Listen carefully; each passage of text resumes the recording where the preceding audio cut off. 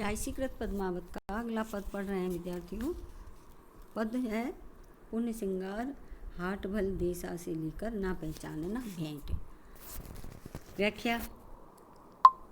फिर उस देश का श्रृंगार हाट भी भला है, बहुत अच्छा है। माँ वेश्याएँ श्रृंगार करके बैठी हैं, मुख में पान और शरीर पर सुगंधी है और कुसुम्भी वस्त्र हैं, कानों में सोने के रत्न जड़ित आभूषण धारण किए हुए हैं। उनके हाथ की वीणा सुनकर अपने आप को भूल जाते हैं।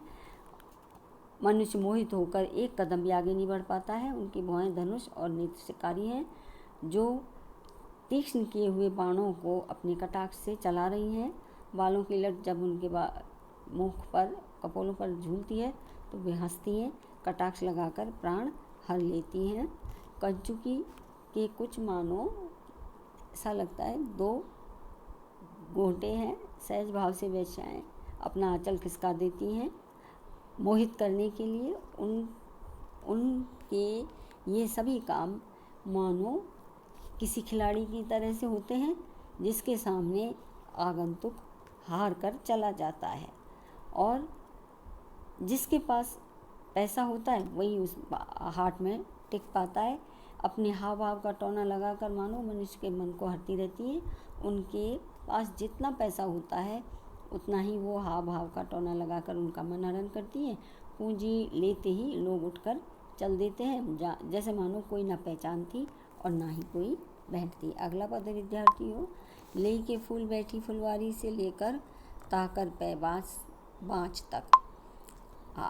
भावार्थ विद्यार्थियों, उस हाट में मालिनी फूल लेकर बैठी हैं, अपूर्व सुंदर पान सजाकर धरे हुए हैं, गंदी सब प्रकार की सुगंध द्रव्य लेकर बैठे हैं, फूल और कपूर डालकर कत्थे की टिकियाँ बांधी हैं। कहीं पंडित पुराण पढ़ रहे हैं, कहीं धर्म का मार्ग बखान कर रहे हैं, कहीं कोई कुछ कथा कह रहा है, कहीं अच्छा नाच कूद हो रहा है, कहीं चिड़ी मार पक्षी ले आया है मार कर, कहीं कठपुतली वाला कठपुतली नचा रहा है, कहीं संगीत का अच्छा नाद हो रहा है और कहीं नाटक, कहीं जादू का खेल हो रहा है और कहीं कोई ठग विद्या लेकर आया है, कहीं मनुष्य पागल बना लिए हैं। चालाक चोर जेब कतरे सभी उस नाच में मिले हुए हैं।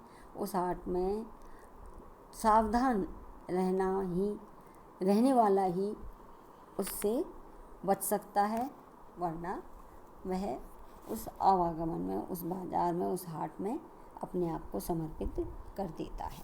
धन्यवाद।